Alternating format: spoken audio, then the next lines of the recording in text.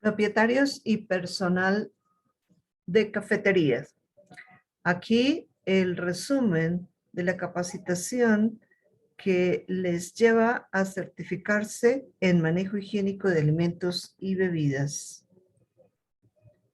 Dentro de los protocolos de bioseguridad establecidos a raíz de la pandemia del COVID-19, aún se conservan algunos de ellos que están estipulados en la resolución 749 del año 2020, siendo ellos el uso obligatorio de tapabocas y el lavado de manos. Exigirnos unos a otros tener las manos limpias es un derecho de todos. Las manos limpias salvan vidas. La resolución 2674 que rige al manipulador de alimentos fue dada en el año 2013 y exige 10 horas de capacitación. Se ha dividido en dos ciclos. Un ciclo 1 donde se habla de las generalidades de la resolución 2674, así como de los conceptos y los términos técnicos que son importantes para todo el personal que labora en esta área, tales como BPM, ETA, PEPS, y además una profundización en lo que son las contaminaciones. El ciclo 2 comprende lo que es la definición y los aspectos sobre los cuales se basa un plan de saneamiento. Habla de la norma HACCP y una parte de legislación que es un comparativo entre el decreto 3075 de 1997 y la resolución 2674 del 2013. Los términos debemos tenerlos muy claros para que en cualquier momento que haya una visita o una auditoría en el negocio podamos responder correctamente y de esta forma subir los puntos del negocio. Inocuo significa producto apto para el consumo humano. BPM se refiere a buenas prácticas de manufactura. ETA está definida como enfermedad transmitida por alimentos. Existen más de 250, pero vamos a dar aquí un ejemplo para poder establecer el criterio claro cómo debemos responder y sobre todo cómo debemos prevenir esas ETAs. Si las personas consumieron un producto determinado, hay una persona que no le da nada, hay otra persona que reacciona con un vómito y una diarrea, otra persona que se debe llevar al hospital y otra que muere. ¿A qué se debe que hayan reaccionado diferentes y comieron exactamente lo mismo? Esto obedece al sistema inmunológico. La persona que tiene defensas muy buenas, el cuerpo está diseñado para sacar lo que no le sirve, por eso expulsa los microorganismos. Aquella persona que tiene defensas medias requiere la ayuda médica y es cuando llevado al hospital puede demorarse 1 o 2 meses, igual se va a salvar. Y las personas que tienen las defensas demasiado bajas, en ellas el consumo de un producto que no esté inocuo puede ocasionar la muerte.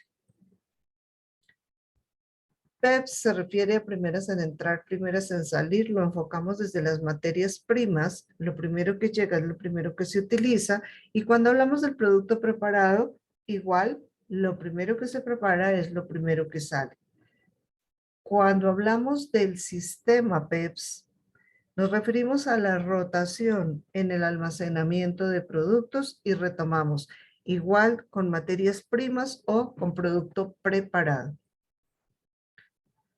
Algunas de las ETAs son la salmonelosis. Es una enfermedad producida por la bacteria Salmonella que se encuentra en el pollo, el pavo y el huevo. El manejo del pollo y el pavo se debe hacer manteniendo la cadena de frío. El manejo con el huevo está establecido que los huevos no se deben lavar porque son un material poroso que atravesaría por ahí el hipoclorito o lo que se les coloque. Por lo tanto, solamente se deben limpiar con toallita impregnada en hipoclorito. Y también nos dice la norma que deberían estar en cubetas de tapa. Si se utiliza la cubeta tradicional, debe estar una cubeta encima protegiéndolos para que no se volatilice la salmonela. El cisticerco es una bacteria que se encuentra en la carne de cerdo, ocasiona una enfermedad llamada cisticercosis y cuando va por médula espinal al cerebro se denomina cisticercosis cerebral. Es una enfermedad que puede dejar al paciente como un vegetal y de ahí que muchas personas le tengan terror a la carne de cerdo. Lo importante es que la norma nos dice que se debería vender y consumir solamente cerdo tecnificado. Están en un lugar aséptico y cuando nacen son vacunados. Sin embargo, en muchos lugares todavía se utiliza el marranito. Por eso la precaución de darle una excelente cocción a esa carne.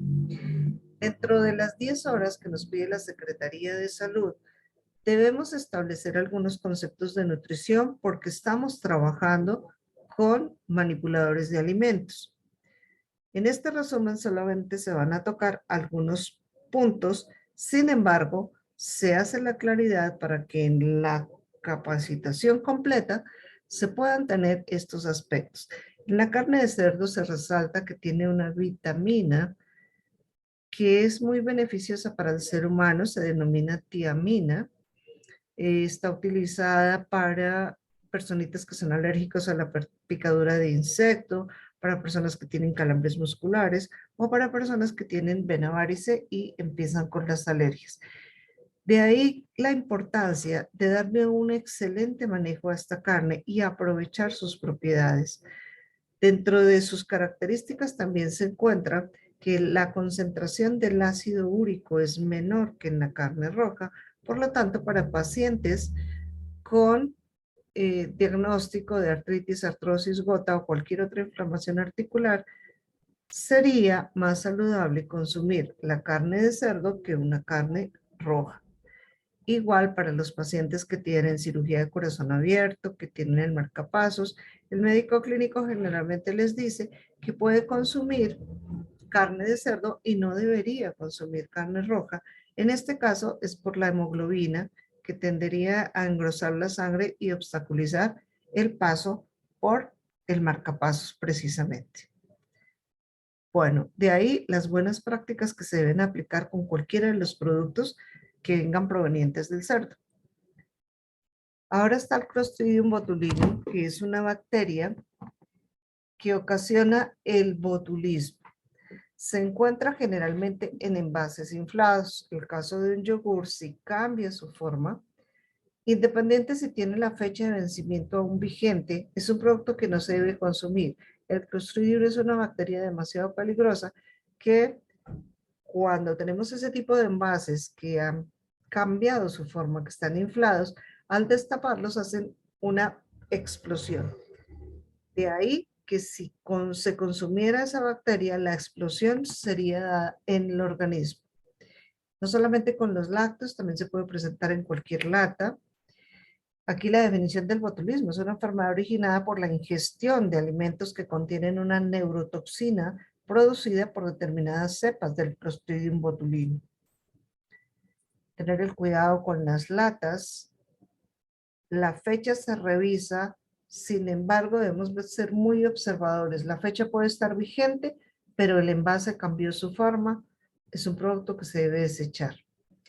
Igual debemos rechazar las latas golpeadas, ya que el químico que tienen dentro, en el momento que la lata es golpeada, va a caer en el producto. También podemos encontrar el Clostridium en la tierra, por eso se indica la correcta desinfección de las verduras, de las hortalizas, ya que si quedan con un poquitín de tierra, podrían tener ahí el Clostridium. Bueno, como dato curioso, este Clostridium botulinum es el utilizado, es la base del famosísimo Botox, que se utiliza para que no se vean las arruguitas o para aumentar el tamaño de los labios, etcétera, etcétera. Por lo tanto, es una bacteria que debe ser tratada en un laboratorio de una manera correcta para que pueda ser utilizada en dermatología.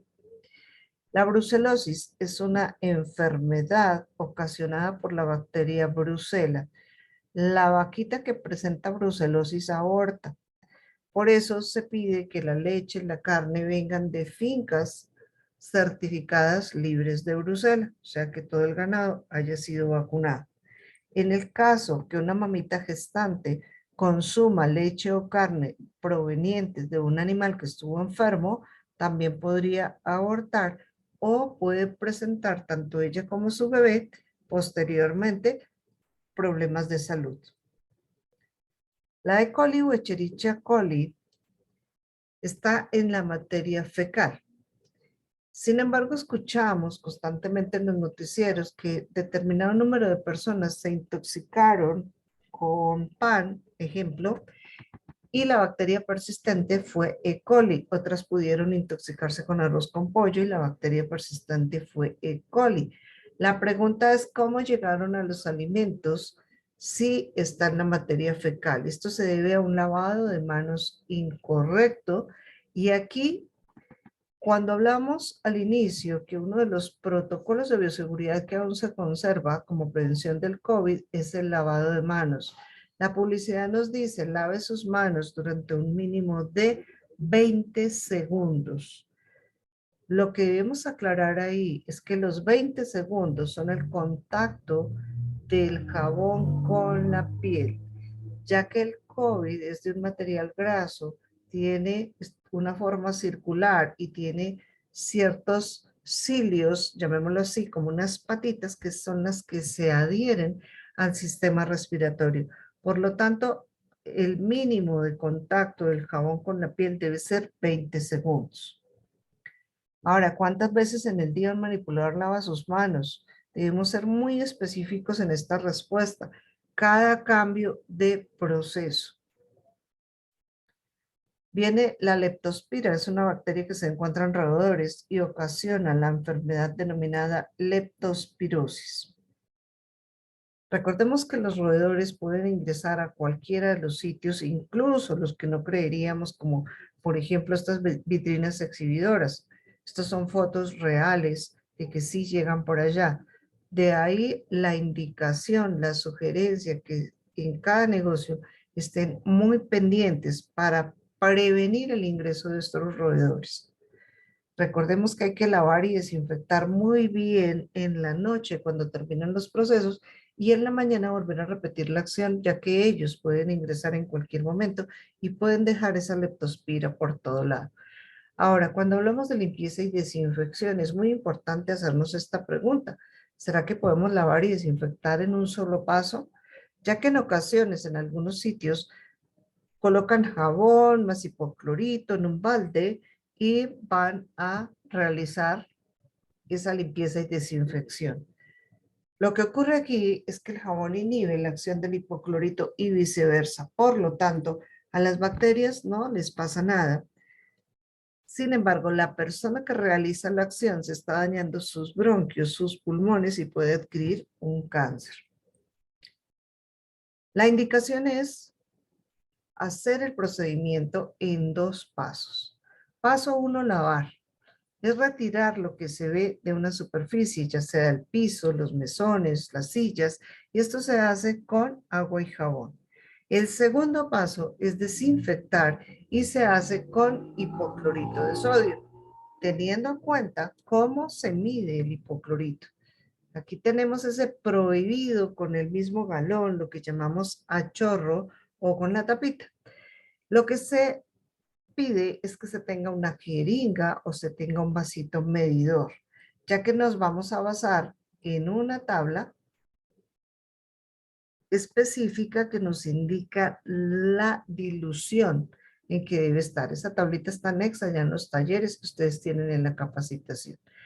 Ahora viene la pregunta, ¿cuáles son los 4 grupos de contaminación y cómo prevenirlos? Si no tenemos claro este punto, seguramente un funcionario va a bajar la calificación del negocio, ya que partimos de un principio y es que nadie puede prevenir algo que no conoce. De ahí que esta capacitación nos invita a tener estos conocimientos claros para aplicarlos en el día a día. Estos grupos de contaminación son física, biológica, química y cruzada. La contaminación física la definimos como toda partícula inerte que cae en el alimento. Puede ser una argolla, puede ser un arete, Y esto ocasionaría y ha ocasionado en diferentes circunstancias lesiones graves a nivel de cuerdas vocales, a nivel de aparato respiratorio y digestivo. También tenemos partículas de bolsa plástica que pueden caer en un jugo, en un café, y esto se debe a que generalmente o abren la bolsa con una tijera, pero en el afán cae allá a la malteada, o sencillamente se tiene la costumbre de abrir la bolsa con los dientes. Recordemos que esto es demasiado peligroso. Si antes del COVID hablábamos de que siempre debe haber una tijera en el área de procesos para abrir las bolsas, con mayor razón ahora, porque si alguna persona es asintomática y abre una bolsa con su boca, con sus dientes, y ese producto va a ser consumido por un niño, por un abuelito que tenga sus defensas bajas y adquiera el virus, sería algo imperdonable. Por eso siempre la norma nos habla de tener una tijera en el área de procesos, está exclusivamente para abrir las bolsas. Viene la contaminación biológica, definida como todo ser vivo visible al ojo humano o al microscopio que cae en el alimento. Podemos ver una cucaracha, un mosco y podemos ver este moho que está ya atacando este pan. Eso lo vemos y decimos, bueno, hay contaminación biológica. Sin embargo, también debemos tener en cuenta que la contaminación biológica se da desde el estornudo, desde la saliva y desde la sangre. La contaminación química, hablamos de agentes químicos en general que podrían contaminar los alimentos. Estos agentes los va a enumerar cada persona de acuerdo al sitio de trabajo. Cada uno especificará cuáles son esos agentes que están utilizando para los procesos de limpieza y desinfección. Otros agentes que ocasionan reporte de contaminación química son el gas y el óxido. Si uno de los funcionarios llega al sitio y percibe una fuga de gas, de inmediato ese negocio queda reportado en contaminación química por gas. Igual que si alguno de sus elementos, una puerta, una ventana o la parte de abajo de los congeladores o de cualquier estantería metálica se encuentra con óxido, igual da para este reporte. La indicación y la invitación es a revisar todos los elementos y tan pronto está apareciendo el óxido, atacarlo. Esto hace que se prevenga la acción y que la vida útil de sus elementos sea más larga. Dentro de la contaminación química también hablamos del manipulador de alimentos, ya que en el caso de las damitas, cuando se aplican el maquillaje o los esmaltes o los perfumes, estarían ocasionando contaminación química. En el caso de los caballeros, cuando se aplican lociones, geles, etc. El punto es cuando se hace la pregunta, ¿por qué no se deben maquillar cuando trabajan en alimentos?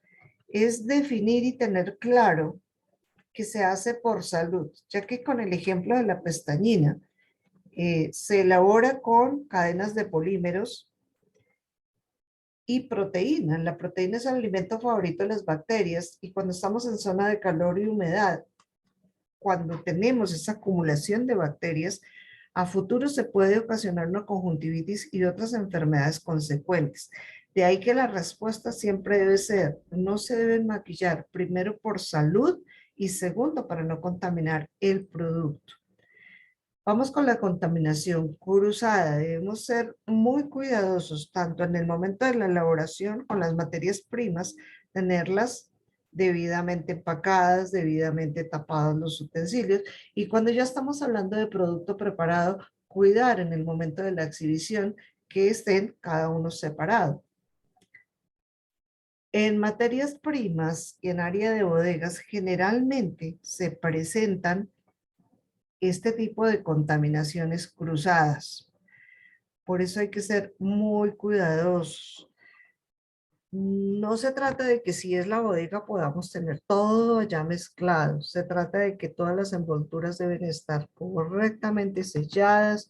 Si es un recipiente de vidrio o de pasta, también debe tener su correspondiente tapa, de manera que cada cosa esté en su sitio bien tapado y Así minimicemos el riesgo de esta contaminación cruzada.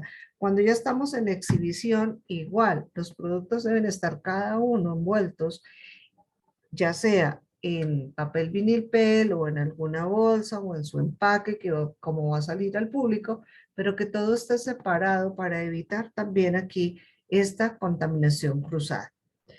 Viene una contaminación cruzada por área y es cuando se está en área de procesos, se va al baño sin retirarse uniforme. Recordemos que en el baño hay millones y millones de bacterias, pero mínimo vamos a hablar de la E. coli y del COVID-19. Si eso se impregna en el uniforme y la persona se devuelve al área de procesos, démonos cuenta por qué Sanidad, por qué Secretaría insiste tanto en este proceso. Retirarse el uniforme cuando se hace uso del baño. Si le colocamos la lógica, realmente estamos recogiendo en ese uniforme una cantidad de virus y de bacterias. Así que la idea es optimizar ese punto, buscarle la mejor solución para evitar estas contaminaciones cruzadas por área. El manejo de residuos, tener en cuenta que la bolsa roja está asignada para residuo peligroso, de manera que esta bolsa debe estar en el baño y en esa caneca del baño con bolsa roja sería el único sitio aprobado para que se haga el cambio de los tapabocas desechables, ya sea del personal o sea de los clientes.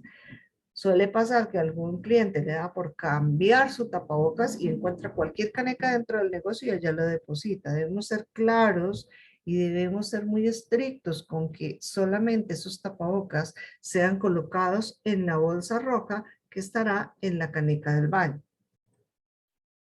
El manejo de las canecas y la codificación se hará de acuerdo a cada negocio. ¿A dónde va a parar tu aceite usado? Esta es una gran pregunta, no solamente para un negocio, sino para las casas y para nuestra vida diaria. Si lo colocamos en el grifo, la tubería en algún punto sale a la naturaleza y según los estudios nos dicen que por 1 litro de aceite usado se está contaminando 1000 litros de agua. Así que es un llamado, es una invitación a que siempre tengamos un recipiente donde se va a recoger ese aceite usado. Los productos que se obtienen con este aceite son jabones y combustibles. Ahora, el requerimiento en cuanto a uniformes y presentación del personal manipulador de alimentos, el baño diario, su correcta higiene personal, el cabello recogido, el uso de la cofia, de la malla, etcétera, todo lo que nos lleve a tener una excelente presentación personal y sobre todo el cuidado para los alimentos que vamos a trabajar. Volvemos con el lavado de manos, cada cambio de proceso. Hay que ser reiterativos con este punto, ya que no solamente funciona a nivel de los alimentos, sino como prevención del COVID-19. Los uniformes siempre deben ser claros con excepción de la gama del gris, es lo que la norma nos dice. ¿Por qué no nos permite colores oscuros? Pues para evitar que puedan utilizar el uniforme 2 días seguidos. El uniforme claro deja ver la limpieza o deja ver también la suciedad para darnos cuenta que hay que cambiar. El requerimiento en cuanto a paredes en área de procesos. La norma nos pide una pared lisa con pintura epóxica, ángulos entre paredes que sean curvos y guardascobas tipo canaleta. Todo esto con el ánimo que las paredes cumplan realmente con la limpieza y desinfección requeridas en el área de procesos. La prohibición de la baldosa obedece a la acumulación de bacterias en las juntas. Por eso nos hablan de la pared lisa con pintura epóxica. Viene la prohibición del celular en áreas de trabajo. Bueno, los dispositivos tienen algo aquí como dato curioso y es que en 1 centímetro cuadrado han encontrado 162.000 bacterias. Para que nos hagamos una idea, en el celular completo, ¿cuántas pueden haber? Por eso se habla de que estos dispositivos son un foco de contaminación. Si nos hacemos conscientes de estos datos, tenemos muchas razones para dejar de utilizarlo cuando estamos en área de procesos. Cuando lo utilizamos en el cuello, estamos trabajando y hablando, pues nos afecta las vértebras cervicales.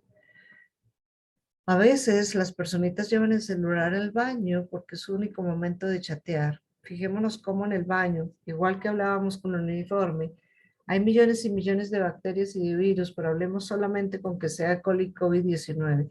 Si eso quedó impregnado en el celular y llegamos a trabajar con ese celular cerca a los alimentos, estamos ocasionando una gran contaminación. Si utilizan los audífonos, se están dañando el tímpano. Tenemos aquí una imagen de un tímpano normal y un tímpano que ha sido perforado. Esta perforación se da cuando se utilizan los audífonos a altos volúmenes y de manera continua. También, por el mismo uso de los audífonos, se está teniendo mucho jovencito diagnosticado con algo que se llama vértigo. Este vértigo en otras épocas solamente le daba a las personas muy mayores. Ahora los jovencitos tienen esta sintomatología sencillamente porque dependen prácticamente de sus audífonos, están a toda hora con altos volúmenes y se están afectando la salud. Como nos damos cuenta, todo lo que nos pide la norma va en beneficio de la salud del trabajador del área alimentaria. La resolución 2674 clasifica los alimentos según el riesgo y nos da tres clasificaciones: alto riesgo, medio riesgo y bajo riesgo. Para esto el INVIMA nos da unos documentos correspondientes. Para alto riesgo el registro sanitario, para medio el permiso sanitario, para bajo la notificación sanitaria. Gracias por su amable atención. Hasta aquí el resumen de lo que es el primer ciclo dentro de la capacitación de 10 horas exigida por la Secretaría de Salud de Cundinamarca y desde aquí la Fundación Contactos Dharma con el respectivo aval para poderles certificar. Les esperamos para que adquieran su certificado después de pasar por una capacitación y de obtener su material de apoyo. Siempre estará ese material en sus carpetas como una prueba de que realizaron la capacitación y más que todo, como ese material que puedan tener en cualquier momento para repasarlo y sobre todo para aplicarlo, que es la invitación de esta capacitación. Bendiciones.